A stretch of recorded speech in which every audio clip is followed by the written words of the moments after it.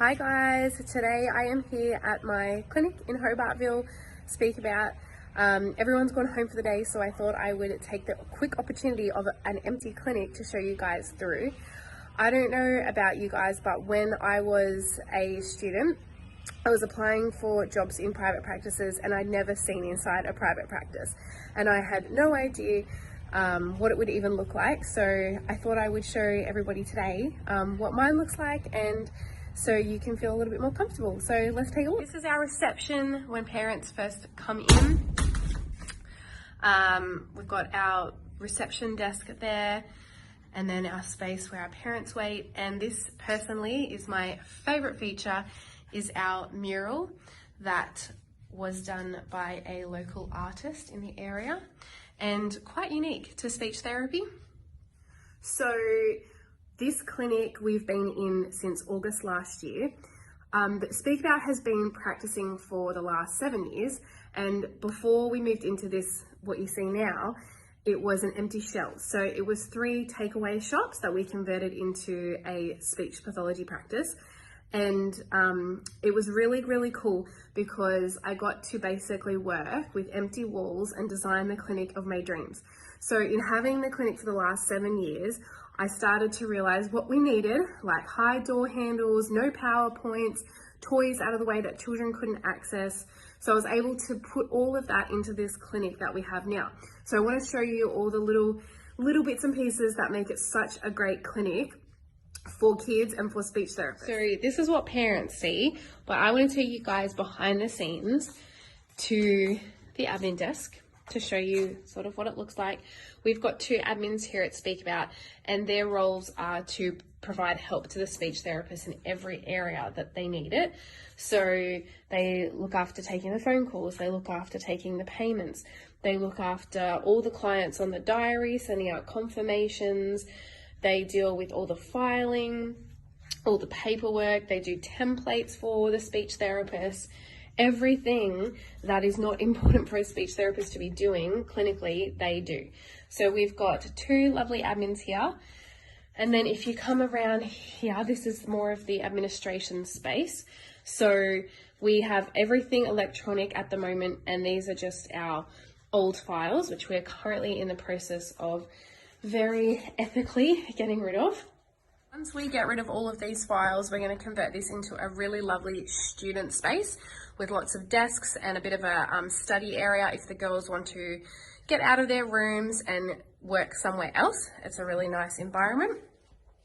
We then have the very important staff lunchroom. This is one of the best places in the workplace, not only because it's beautiful and pretty, but also because this is the place where we relax, we have team meetings, we bond, and we become stronger as a team. We learn clinically from each other. And at Speak About, I am very strict with the girls in terms of that they need to have a lunch break every day that is away from their desk, and they have a time of relaxation and recuperating for the rest of the day.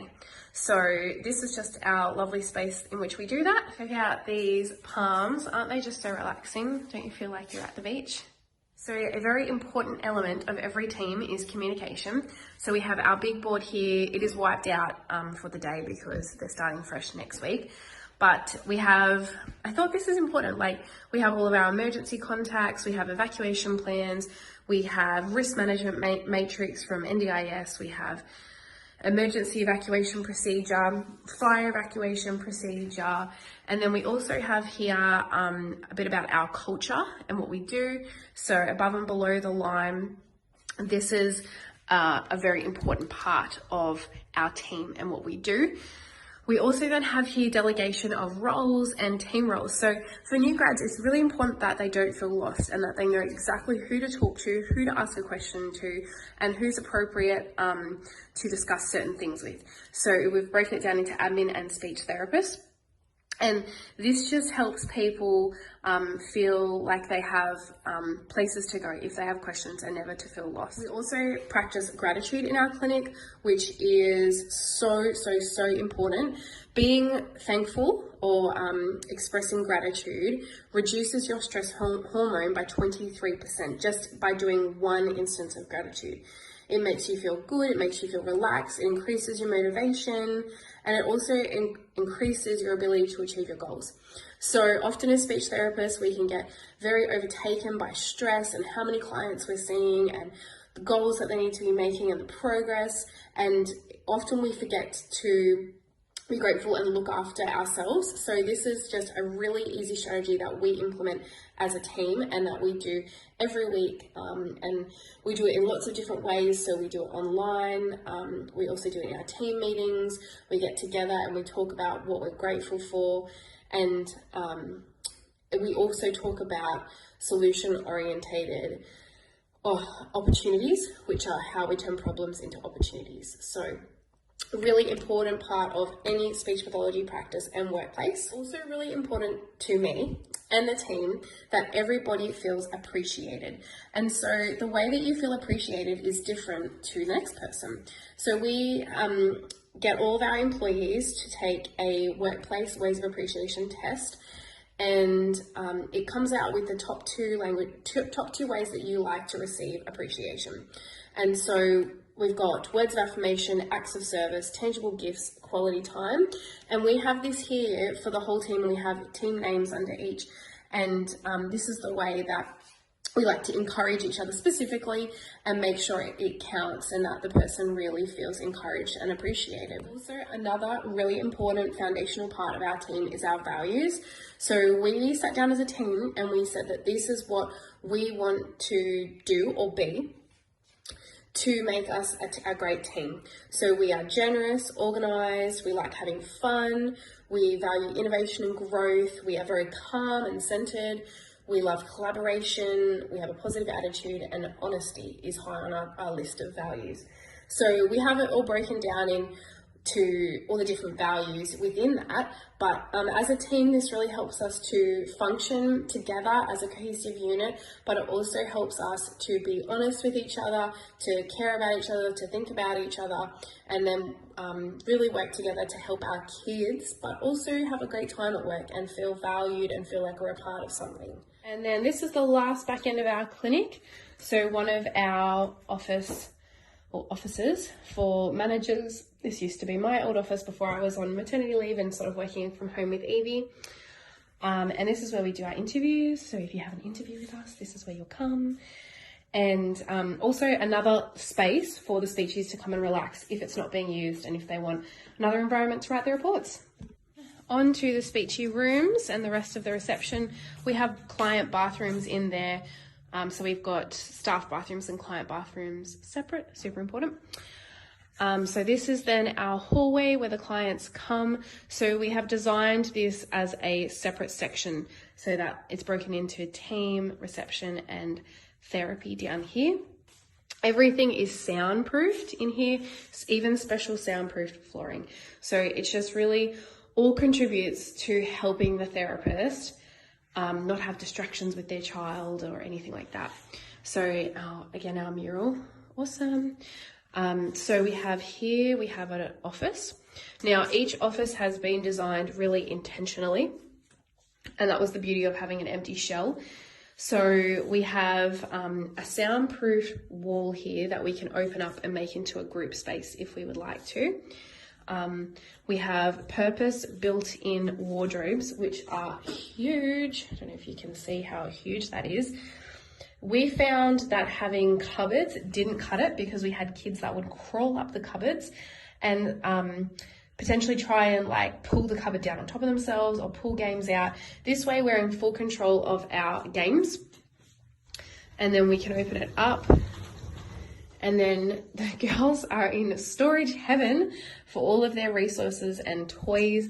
They've got plenty of space there, but they also then have plenty of space here for all their paperwork and folders and just bits and pieces. So we want to try and keep everything away from the children and keep our offices as clean as possible. I guess it's also really important to consider the population that you work with. So you want to make sure that your clinic is child friendly, but they're not too babyish, because we also have children coming in that are 16 years of old, 18 years of age, and we don't want them to feel like they're coming to a baby school or a preschool.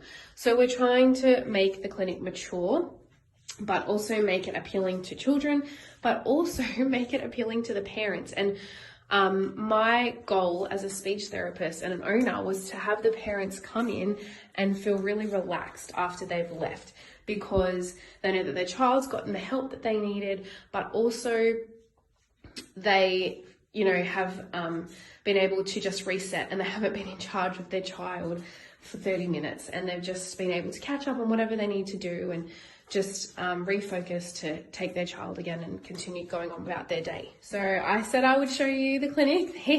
These are not the pretty rooms, but these are just, we had music therapy in here at one point, which was really a great connection with the speech therapy. We also do some group sessions in here as well. So it's also another therapy room for a potential speechy. We have 2 storage cupboards. This one is more a clinical storage cupboard for speechies. All of the girls have lots of storage in their room, but in here we have a lot of just joint resources that we can use, and stickers and things like that. So you can see here we have lots of super duper decks, sequencing, if then, homonyms, idioms. We've got understanding sentences, WH bingo. The girls also have bits and pieces of all this in their room, basic concepts. Magnetalk, highly recommend that resource. It's such a great one and so versatile for all different concepts. All of our assessment manuals and things, we've got a couple of copies of them, but the girls just share them all around. Lots of AAC. We do lots of literacy, and that was my passion for a very long time over the last 10 years, doing comprehension and literacy type activities. So I love that sort of stuff. Now this is all in storage again. We only have been here for just 12 months, so we still are organizing everything and getting everything. Also, here is our massive storage, and this is more admin type things. Not super exciting, but I said I would show you the clinic so you can see, we've got lots of different storage in there where you have all the pens, blue tack, lots of Velcro. We go through lots of that for AAC kids and that type of therapy. Training station, workbooks for kids, printing ink, decorations up the top, and then all other bits and pieces here. While I'm just chatting away here, this is another therapy room. So you will notice that each of the rooms is very similar, and we did that intentionally in case any child needed to transfer therapists or change rooms, that it wouldn't be too big of a change, although we do try to minimize that. We also have very limited decor. It's nice decor, but very limited, because we didn't want distractions for the children in doing therapy, and also if they get overstimulated by things on the wall or smelly things, we didn't really want that. You'll notice as well, each room has a visual timetable. We have a box with all of our games as pictures, so we can use that. And then each room also has a sticker box with rewards and tokens, mostly stickers in it.